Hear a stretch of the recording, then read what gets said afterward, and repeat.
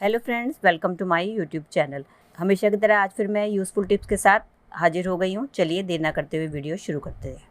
चलिए फ्रेंड, मेरी पहली टिप होने वाली है इस तरीके के आईलाइनर या मस्कारा को लेके। दोस्तों, अगर काफ़ी लंबे टाइम तक इसको अगर हम यूज़ ना करें तो ये पड़े पड़े जो है सूख जाते हैं। और आपको तो पता ही है ब्यूटी प्रोडक्ट्स कितने महंगे आते हैं। इस तरीके से अब हम इनको फेंक भी नहीं सकते। तो इनको ठीक करने के मैं आपके साथ 2 जुगाड़ शेयर करने वाली हूँ, जिसकी मदद से आप अपने पड़े हुए आईलाइनर और मस्कारा को फिर से यूज़ करने लायक बना सकते हैं। उसके लिए पहले टिप में तो आपने क्या करना है, आपने लेना है किसी भी बर्तन में गर्म पानी। और गर्म पानी लेने के बाद आपने अपने जो आईलाइनर या मस्कारा को उसके अंदर डालकर आधे घंटे के लिए इस तरीके से छोड़ देना है। उससे क्या होगा, जितना भी आपका जो मस्कारा सूखा हुआ होगा वो फिर से लिक्विड फॉर्म में आ जाएगा। जब आप इसको इस्तेमाल करेंगे ये फिर से पहले जैसा हो जाएगा। ये तो था पहला तरीका इसको ठीक करने का। लेकिन दोस्तों, कई बार क्या होता है, हमें जल्दबाजी में शादी या पार्टी में जाना होता है और हमें आईलाइनर लगाना होता है, तो हमारे पास इतना टाइम नहीं होता कि हम इसको गर्म पानी में डुबो के रखें। तो उसका इंस्टेंट जुगाड़ भी आपके साथ लेकर आई हूँ। तो आपने लेना है इस तरीके से रोज़ वाटर। रोज़ वाटर लेने के बाद आपने क्या करना है, ये जो हमारा आईलाइनर है इसके अंदर आपने रोज़ वाटर को डाल देना है। और डालने के बाद आपने इसकी कैप को बंद करके अच्छी तरीके से शेक करना है। शेक करने से क्या होगा, और इसके बाद आप देखेंगे थोड़ी देर में ही आपका जो आईलाइनर है फिर से लगाने लायक हो जाएगा। जो सूखा हुआ आईलाइनर है फिर से ही आपका काम करना शुरू हो जाएगा। ये देखिए,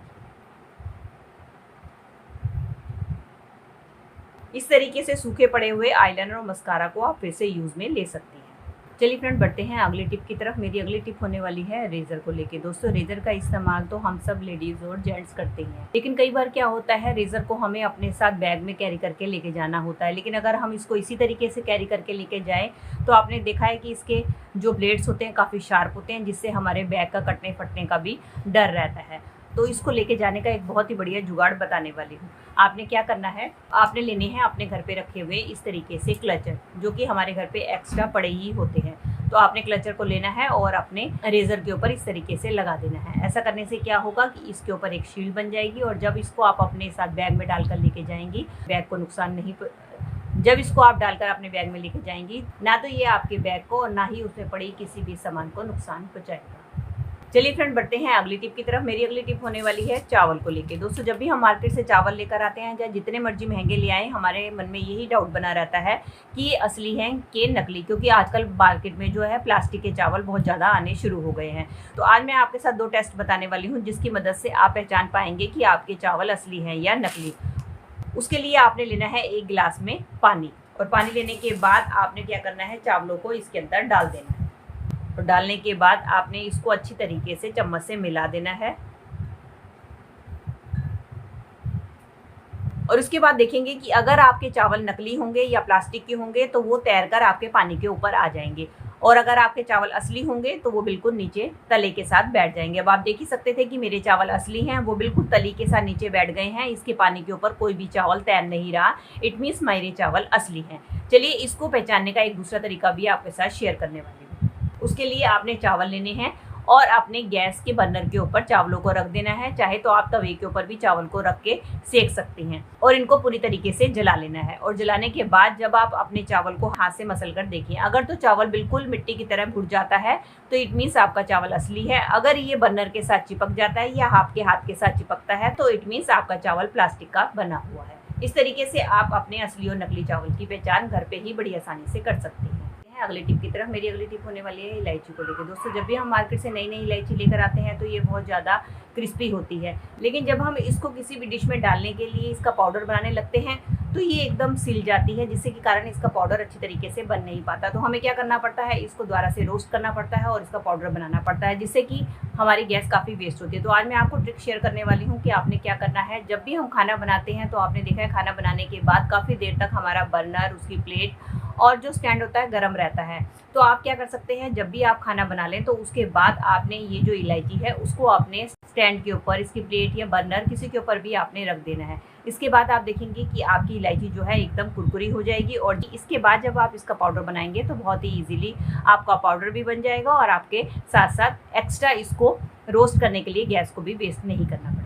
तो अगली टिप में मैंने ले ली है एक बॉटल। आप कोई भी बॉटल का इस्तेमाल कर सकते हैं। तो हम क्या करेंगे, सबसे पहले इसका जो है स्टिकर हम रिमूव कर देंगे। अब हमें क्या करना है, इसकी लेनी है कैप, और इसके कैप के जो ऊपर वाला हिस्सा है इसमें हमने किसी चीज़ की मदद से होल कर देना है। ये देख सकते हैं मैंने कैप के ऊपर किसी गर्म चीज़ की मदद से होल कर दिया है। अब हमें लेनी है एक बड, और बड को लेने के बाद हमें क्या करना है, इसका जो एक हिस्सा है इसको हम इस तरीके से तोड़ लेंगे, और ये जो हमने कैप के अंदर होल किया है इसके अंदर हमने ये जो बड है इसको हमने डाल देना है। ये देख सकते हैं दोस्तों मैंने बड को इसके अंदर डाल दिया है। अब हमें लेनी है इस तरीके से 2 स्टिक। अब इन दोनों स्टिक को हम टेप की मदद से इसको ज्वाइंट कर देंगे।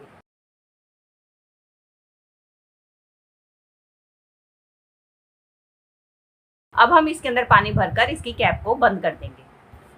चलिए अब मैंने इसके अंदर पानी भर दिया है। इसका इस्तेमाल कैसे करना है दोस्तों, वेकेशन का टाइम है, हम सब घूमने के लिए चले जाते हैं, लेकिन वापस आते हैं तब आपने देखा है कि हमारे पौधों को पानी देने वाला कोई नहीं होता, जिसके कारण हमारे प्लांट्स जो हैं सारे के सारे इस तरीके से सड़ जाते हैं और मर जाते हैं। तो आप जब भी वेकेशन पे जाएं, जाने से पहले आप इस तरीके से एक टूल तैयार कर लें, और उसके बाद आपने क्या करना है, टूल को आपने इस तरीके से अपने गमले के अंदर लगा देना है। इससे क्या होगा कि इसका जो पानी है आपकी बड के थ्रू धीरे धीरे इसके अंदर गिरता रहेगा, जिसके कारण जो है आपके पौधों को पानी मिलता रहेगा और आपके प्लांट्स जो हैं बिल्कुल भी सूखेंगे नहीं। चलिए फ्रेंड, बढ़ते हैं अगली टिप की तरफ। दोस्तों, कई बार हमें कुछ सामान फ्रीजर में स्टोर करके रखना होता है। जब हम उसे किसी बर्तन में डालकर फ्रीजर में स्टोर करके रखते हैं तो अक्सर आपने देखा है कि वो बर्तन या कंटेनर जो भी होता है वो हमारे फ्रीजर के सरफेस के साथ चिपक जाता है, जिसको निकालने के लिए हमें काफी दिक्कत आती है, और हम फ्रिज को बार बार डिफ्रोस्ट करते हैं उन बर्तन को निकालने के लिए, जिससे कि कंप्रेशर पर काफी लोड आता है और जिससे हमारा बिजली का बिल भी बहुत ज्यादा आता है। तो उसका एक बहुत ही बढ़िया जुगाड़ आपको बताने वाली हूँ। आपने क्या करना है, आपने लेनी है कोई भी चूड़ी, और चूड़ी लेने के बाद आपने फ्रीजर के अंदर इस तरीके से रख देनी है, और जब भी आपने कोई बर्तन आपने फ्रिज में रखना है तो आपने इस चूड़ी के ऊपर रखना है। इससे क्या होगा कि आपका बर्तन जो है सरफेस के साथ चिपकेगा नहीं, जिससे आपको उसको निकालने में कोई दिक्कत नहीं आएगी, और अपने फ्रिज को बार बार डिफ्रॉस्ट नहीं करना पड़ेगा, जिससे कि आपके काफी बिजली की बचत होगी। तो दोस्तों, ये थी मेरी आज की वीडियो। आई होप आपके लिए यूजफुल रही होगी। अगर दोस्तों आपको मेरी वीडियो जरा सी भी हेल्पफुल लगी है तो इसको लाइक, शेयर और कमेंट कीजिएगा, और मेरे साथ अगर इसी तरीके से जुड़े रहना चाहते हैं तो मेरे चैनल को बेल आइकन के साथ भी सब्सक्राइब कर सकते हैं। चलिए मिलती हूँ नई वीडियो के साथ, तब तक take care and bye bye. Thanks for watching.